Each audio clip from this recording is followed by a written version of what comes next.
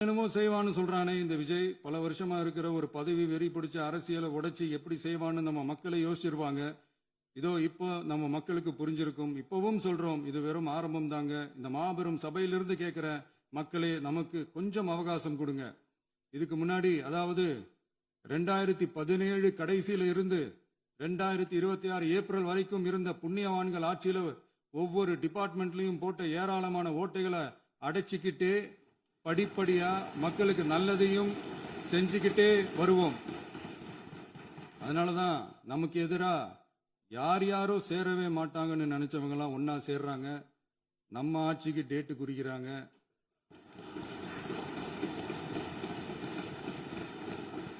சரி, அவங்கள நம்ம மக்களே பார்த்துப்பாங்க, அதை விடுங்க. நாம ஆட்சிக்கு வந்து சரியா 40 நாள் ஆகுது. அதுக்குள்ள என்ன செஞ்சீங்கன்னு கேட்கறாங்க. ஒரு லிஸ்ட் ஒன்னு சொல்றேன், கேளுங்க. பெண்கள் பாதுகாப்புக்காக சிங்கப்பெண் சிறப்பு படை, 200 யூனிட் வரை கட்டணமில்லா மின்சாரம், போதைப் பொருள் ஒழிப்புக்காக தனிப்படை, குறுவை நெல் சாகுபடியை ஊக்குவிப்பதற்காக 134.83 கோடி சிறப்பு தொகுப்பு திட்டம், வழிபாட்டு தலம், ஸ்கூல், பஸ் ஸ்டாண்டுன்னு அதுக்கு பக்கத்தில் இருக்கிற 717 மதுபான கடைகள் மூடப்பட்டன. அங்க வேலையில் இருந்தவர்களுக்கு வேறு கடைகளில் வேலை. கவனிக்கப்படாமல் விடப்பட்ட அம்மா உணவகங்கள் புதுப்பிக்கப்பட்டன. பத்திரப்பதிவு துறையில் பகல் கொள்ளைக்கு புல் ஸ்டாப் வைக்கப்பட்டுள்ளது. வருகையில்லா ஆவண பதிவு முறை கொண்டுவர உத்தேசிக்கப்பட்ட செயல்பாட்டில் உள்ளது. அரசு மற்றும் தனியார் மருத்துவமனையில் ஸ்கேன் மையங்களில் கருவுறுவதற்கு முன் மற்றும் பின் ஏற்படும் தவறுகளை கண்காணிக்கவும், மருத்துவ நிறுவனம் முறைப்படுத்தும் சட்ட விதிகள் பின்பற்றப்படுகிறதா என கண்காணிக்கவும், மருத்துவ மற்றும் ஊரக பணிகள் இயக்கத்தின் பயன்பாட்டிற்காக 40 புதிய வாகனங்கள் வழங்கப்பட்டுள்ளது. கூட்டுறவு வங்கியின் ஏழை எளிய மக்கள் வாங்கிய கடனுக்கு முதல் முத்தாய்ப்பாக ரூபாய் 2045 கோடி தள்ளுபடி வழங்கி ஆணையிடப்பட்டுள்ளது. ஒன்றிய அரசிடம் கேட்டுக்கொண்டதற்கிணங்க கடந்த 2 வருடமாக நிறுத்தி வைக்கப்பட்ட இருந்த ஜல் ஜீவன் மிஷன் திட்டம் புதுப்பிக்கப்பட்டு ஜல் ஜீவன் மிஷன் திட்டம் 2.0 நடைமுறைக்கு கொண்டு வரப்பட்டுள்ளது. 18,500 கோடி அளவில் உறுதியளிக்கப்பட்ட காஞ்சிபுரம் மாவட்டத்தில் மைய விரிவாக்க திட்டம், கோயம்புத்தூரில் மின்னணு பொருட்கள் மற்றும் மின்னணு அமைப்புகள் உற்பத்தி திட்டம் மற்றும் திருவள்ளூர் மாவட்டத்தில் காட்டுப்பள்ளி LNT கப்பல் கட்டும் தளம் விரிவாக்க திட்டத்திற்கு ஒப்பந்தங்கள் போடப்பட்டுள்ளன. அனைத்து நிர்வாக நடவடிக்கைகளும் மின்னணு முறையில் மாற்றம் கொண்டு வர நடவடிக்கை எடுக்கப்பட்டு வருகிறது. சட்டவிரோத கல்குவாரி மற்றும் அனுமதியின்றி கனிமங்களை எடுத்துச் செல்வது தடுக்கப்பட்டுள்ளது. பல்வேறு குவாரிகள் சீல் வைக்கப்பட்டுள்ளன. கனிமங்களை கண்காணிப்பது, எல்லைகளை நிர்ணயிப்பது மற்றும் ஆளில்லா விமானம் மூலம் அளவீடு செய்வது போன்றவற்றை செயல்படுத்துவதற்கான பணிகள் மேற்கொள்ளப்பட்டு வருகின்றன. அனைத்து துறைகளிலும் அலுவலர் தலையீடு இல்லாமல் லஞ்ச லாவண்யமற்ற தமிழகத்தை உருவாக்க அனைத்து நடவடிக்கைகளும் முடுக்கிவிடப்பட்டுள்ளது. இதெல்லாம் சாம்பிள் தான், இன்னும் இருக்கு. இந்த வெறும் 40 நாளுக்குள்ளேயே இவ்வளவு செஞ்சிருக்கோம்னா, இனி வர்ற நாட்கள்ல கொஞ்சம் கொஞ்சமா படிப்படியா ஸ்டெடியா உழைச்சி லஞ்சலாவணம் இல்லாத, ஊழல் இல்லாத, பெண்களுக்கு பாதுகாப்பான, சுதந்திரமான, டிரான்ஸ்பரண்டான தமிழ்நாட்டை நம்ம சொந்தங்களான தமிழக மக்களுக்கு தர்றதுதான் நம்மளோட ஒன் அண்ட் ஒன்லி டார்கெட். கண்டிப்பா அதை நிறைவேற்றியே காட்டுவோம். 8 கோடி மக்கள் நம்மளோட இருக்கிறப்போ ஏங்க இதை செய்ய முடியாது? மாண்புமிகு பேரவைத் தலைவர் அவர்களே, தமிழ்நாட்டின் கருவூலம் எப்படி திசை மாறி உருமாறி தேய்ந்து ஓய்ந்து கிடைக்கிறதுன்னு சொன்னாங்க.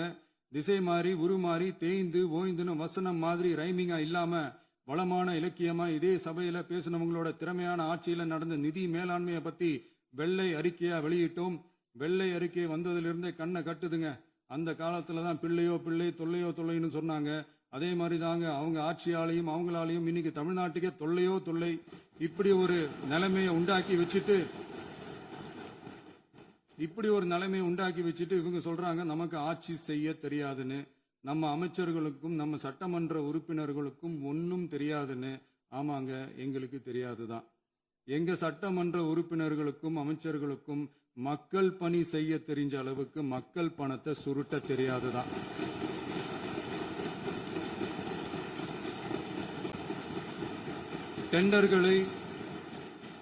டெண்டர்களை முறைப்படுத்த தெரிஞ்ச அளவுக்கு அதோட ரேட்டை உயர்த்தி ஊழல் செய்ய தெரியாதுதான்.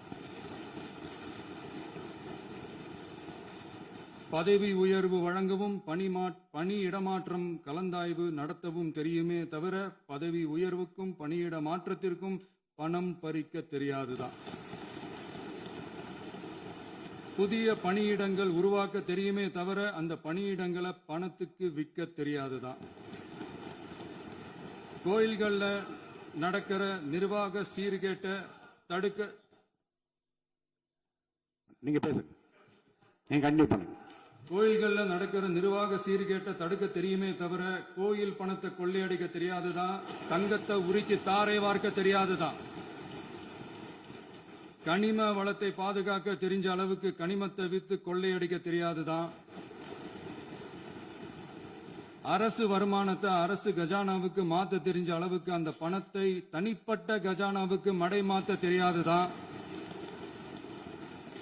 போதை கலாச்சாரத்தை தடுக்க தெரிஞ்சவங்களுக்கு போதை கலாச்சாரத்தை வளர்க்க தெரியாதுதான். நம்ம குடும்பத்தில் இருக்கிற பாட்டி, அம்மா, அக்கா, தங்கச்சி, குழந்தைகளை, பெண்களை மதிக்க தெரிஞ்சவங்களுக்கு ஓசி பஸ், 1000 ரூபாய் கேஸ், இப்படிலாம் பேச தெரியாதுதான். எங்க உறுப்பினர்களுக்கும் அமைச்சர்களுக்கும் மக்கள் சேவை தெரிந்த அளவிற்கு சுயநல தேவையை செஞ்சிக்க தெரியாதுதான். அதனாலதான் சொல்றோம், எங்களை பார்த்து எதுவும் தெரியாதுன்னு சொல்றவங்களுக்கு சொல்றோம், இதெல்லாம் எங்களுக்கு தெரியாதுதான். உங்களை மாதிரி முறைகேடுகளை செய்யறத நாங்க தெரிஞ்சுக்கவும் போறதில்ல, தெரிஞ்சுக்கவும் ஆசைப்படல. அத கடைசி வரைக்கும் எங்களுக்கு தெரியாமலே இருந்துட்டு போகட்டும். அதனால நாங்களும் எங்க மக்களும் வெரி வெரி ஹாப்பி தான். மாண்புமிகு பேரவைத் தலைவர் அவர்களே, எதிர்ப்பவர்கள் எதிர்க்கட்சி என்பதற்காக எங்கள் ஆட்சி மீது 1000 பழி போடலாம். ஆனாலும் தமிழக மக்களுக்கு உண்மையை உணர்த்த வேண்டியது நம்மளோட கடமை. மின்வெட்டை பொறுத்தவரை தமிழ்நாடு மின்மிகை மாநிலமாக இருந்தாலும் கடந்த காலங்களில் ஏற்பட்ட நிர்வாக குளறுபடிகளும் மின்சார சாதனங்கள் மற்றும் மின் மாற்றிகளில் ஏற்படும் பழுதாலும் வேண்டுமென்றே சிலரின் நடவடிக்கைகளாலும் இந்த மின்வெட்டிற்கு காரணமாக உள்ளது. மின் விநியோக மீட்பு நடவடிக்கைகளை ஒருங்கிணைப்பதற்காக எதிர்பாராமல் இரவு நேரங்களில் ஏற்படும் மின் தடங்களை விரைந்து சரி செய்வதில் 10 உயர்மட்ட கண்காணிப்பு குழுக்கள் மற்றும் 125 சிறப்பு மின் தடை நீக்க ரோந்து வாகனங்கள் வழங்கப்பட்டு 24 மணி நேரமும் கண்காணிக்கப்படுகிறது. கூடுதலாக தற்போது 77 புதிய மின் தடை நீக்க மையங்களும் உருவாக்கப்பட்டுள்ளன. விரைவில் இந்த மின்வெட்டு நிலைமை அறவே நீக்கப்படும். மாண்புமிகு பேரவைத் தலைவர் அவர்களே, நம்ம விவசாயிகள் எல்லாரும் நம்மள நல்லா புரிஞ்சுக்கிட்டு தமிழக வெற்றி கழகத்தை ஏத்துக்கிட்டாலும் எதிர்கட்சிகளோட தூண்டுதலால சில இடங்கள்ல சில போராட்டங்கள் நடக்குது. எதிர்கட்சிகள் என்னதான் சித்து வேலை செஞ்சாலும் விவசாய பெருமக்கள் எல்லாரும் நம்ம ஆட்சி அவங்களுக்கான ஆட்சி தான் நல்லா புரிஞ்சுதான் வச்சிருக்கிறாங்க. இந்த வருஷம் எல்னினோ விளைவா எப்பவும் இருக்கிறத விட இந்த டைம் மழை குறையுங்கிறதையும் நம்ம விவசாயிகள் உணர்ந்துதான் இருப்பாங்க. இருந்தாலும் நம்ம அரசு நம்ம விவசாயிகளோட வாழ்வாதாரத்துக்காக பக்கபலமாகவும் உறுதியாகவும் துணை நிற்கும்ங்கிறத தெரிவிச்சுக்கிறோம். நம்ம தமிழகத்தில் ஏற்கனவே நடந்த அதி அற்புதமான சூப்பரான நிர்வாக திறன் கொண்ட 50 வருஷ அரசியல் அனுபவம் கொண்ட 2.0, 3.0, 4.0 பல 0.0 மாடல் ஆட்சி நடத்த கனவு கண்டவங்களோட அட்டகாசமான ஆட்சிக்காரங்க பல்வேறு விதமான நிதி நெருக்கடியை நம்ம மக்களுக்கும் நமக்கும் பரிசா கொடுத்துட்டு போய் இருந்தாலும் கூட்டுறவு வங்கிகளின் மூலம் 75,000 வரை பயிர்கடன் பெற்று குறு சிறு இதர பெரு விவசாயிகளுக்கு 100% முழுமையான பயிர்கடன் தள்ளுபடியும் 75,000க்கு மேல் கடன் பெற்றவர்களுக்கு குறைந்தபட்சமாக 35,000 பண பயன் கிடைக்கும் அளவிற்கு மொத்தம் 14,43,504 விவசாயிகளுக்கு ரூபாய் 5,932.23 கோடி பயிர்கடன் தள்ளுபடி வழங்கப்பட்டுள்ளது. மாண்புமிகு பேரவைத் தலைவர் அவர்களே, நாம ஒன்றியத்தில் கூட்டுறவு கூட்டாட்சி, மாநிலத்தில் சுயாட்சி என்ற கொள்கையை கொண்டவங்க தான் ஏற்கனவே அறிவிச்சிருக்கிறோம். தற்போதைய ஒன்றிய அரசு சார்ந்த கட்சியுடன் அரசியலில் கொள்கை அளவில் நேர் எதிராக நிக்கிறவங்க தான் நாம. அதே சமயத்தில் எதுக்கெடுத்தாலும் கண்ணை மூடிக்கிட்டு ஒன்றிய அரசோட மோதல் போக்கை விரும்புறவங்க நாம இல்ல. நமக்கு எப்பவுமே தமிழகத்தின் வளர்ச்சி மட்டும்தான் முக்கியம். அதுக்காக நம்மளோட அரசியல் ரீதியான கொள்கைகளையோ மாநில உரிமைகளையோ கொஞ்சம் கூட விட்டு கொடுக்கவே மாட்டோம். அதுல ரொம்ப தெளிவாகவும் உறுதியாகவும் இருக்கிறோம். இனியும் இப்படித்தான் இருப்போம். அதுல ஒருபோதும் மாற்றமே இருக்காது. அதனால இதுல யாரு திசை திருப்ப வேலையில் ஈடுபட்டாலும் அவங்க எல்லாரும் மக்கள் மத்தியில் தோற்பது உறுதி. எனவே நம்ம மக்களுக்கோ சிறுபான்மை சகோதரர்களுக்கோ நம்ம ஆதரவு இயக்கங்களுக்கோ எந்தவித சந்தேகமும் வேண்டாம். நாம் யாரோட டீமும் இல்ல, நாம எப்பவுமே பியூரான பீப்புள்ஸ் டீம். இன்னும் சொல்ல போனா நாம secular team, social justice team. மாண்புமிகு பேரவைத் தலைவர் அவர்களே, அரசு விழாக்கள், கல்வி நிறுவனங்கள் மற்றும் பல அதிகாரப்பூர்வ நிகழ்ச்சிகளோட தொடக்கத்தில் நம்ம தமிழ்தாய் வாழ்த்த பாடுறது தான் வழக்கமா இருக்கு. தமிழ்தாய் வாழ்த்த பொறுத்த வரைக்கும் நம் அரசு இதுல நம்மளோட உறுதியான நிலைப்பாட்டை ஒன்றிய அரசுக்கு மிக தெளிவா தெரிவிச்சிருக்கு. அது இல்லாம இதில் மாநில அரசின் கொள்கைக்கு ஏற்ப ஒன்றிய அரசின் அறிவிக்கையில் திருத்தம் மேற்கொள்ள கோரிக்கையும் விடுக்கப்பட்டுள்ளது. நீட் தேர்வை பொறுத்தவரை கிராமப்புற மற்றும் பொருளாதார ரீதியாக பின்தங்கிய மாணவர்களுக்கு சமமான வாய்ப்பை வழங்குவதில்லை. மருத்துவ கல்வியில் சமூக நீதி மற்றும் சம வாய்ப்பை நீட் பாதிக்கிறது என்பதை உணர்கிறோம். எனவே மருத்துவ படிப்புகளுக்கான சேர்க்கையை 12ஆம் வகுப்பு மதிப்பெண்களின் அடிப்படையில் நடத்த வேண்டும் என்று நமது அரசு வலியுறுத்தி வருகிறது. மத்திய அரசிடம் நீட்டிலிருந்து தமிழ்நாட்டிற்கு விலக்கு வழங்க வேண்டும் என்று கோரிக்கை விடுத்துள்ளது. மாண்புமிகு பேரவைத் தலைவர் அவர்களே, பேரறிஞர் அண்ணா அவர்கள் தலைமையிலான அரசு 1968இல் இருமொழி கொள்கையை நடைமுறைப்படுத்தியது. தமிழ் ஆட்சி மொழி, தமிழ் மொழியை பாதுகாப்பது, மாணவர்களுக்கு ஆங்கிலத்தின் மூலம் உலக அளவிலான வாய்ப்புகளை வழங்குவது, எந்த ஒரு மொழியையும் கட்டாயமாக திணிப்பதை தவிர்ப்பது மற்றும் எதிர்ப்பது, நிலத்தின் மொழி மற்றும் பண்பாட்டு அடையாளத்தை பேணுவது என்பதை நம் தமிழக வெற்றிக் கழக ஆட்சி ஏற்றுக்கொண்டுள்ளது. எனவே தமிழ்நாட்டில் தமிழ் ஆட்சி மொழி மற்றும் இருமொழி கொள்கை என்பதில் நமக்கு மாற்று கருத்தே இல்லை. மாண்புமிகு பேரவைத் தலைவர் அவர்களே, கடந்த 11/6/2026 அன்று நடந்த நிதி ஆயோக் கூட்டத்தில் தமிழ்நாடு அரசின் சார்பாக கலந்து கொண்டு வறுமையற்ற தமிழ்நாடு இயக்கம் உருவாக்க தேவையான நிதியையும், தமிழ்நாட்டுக்கு 2 எய்ம்ஸ் மருத்துவமனைகளை தருமாறும், மருத்துவம் மற்றும் பல் மருத்துவ படிப்பிற்கு 12ஆம் வகுப்பு மதிப்பெண் அடிப்படையில் இடங்களை நிரப்புதல் குறித்தும், செயற்கை நுண்ணறிவு தொடக்க நிறுவன வளர்ப்பு மையங்கள் தமிழ்நாட்டில் அமைக்கவும், இளைஞர் திறன் மற்றும் வேலைவாய்ப்பு இயக்கம் செயல்படுத்த வேண்டியும், பெண்கள் தலைமையிலான வளர்ச்சி குறித்தும், மீனவ சமுதாயங்களின் வாழ்வாதாரம் மற்றும் மீன்பிடி படகுகள் மற்றும் மீனவர்களை விடுவித்தல் குறித்து நிரந்தர நடவடிக்கை எடுக்க வேண்டியும், காலநிலை தாங்கும் தன்மை பெருந்திட்டம் 2045இல் கீழ் விண்வெளி உற்பத்தி மையத்தை தேசிய விண்வெளி உற்பத்தி மையமாக அறிவிக்க கோரியும், தமிழ்நாட்டில் சாலை போக்குவரத்து, நெடுஞ்சாலை மற்றும் ரயில்வே அமைச்சகத்தின் மேம்பாட்டு குறித்தும், அனைத்து கிராமங்களையும் டிஜிட்டல் இணைப்பு வசதி ஏற்படுத்துதல் குறித்தும், கூட்டு குடிநீர் திட்டம் தொடரவும்,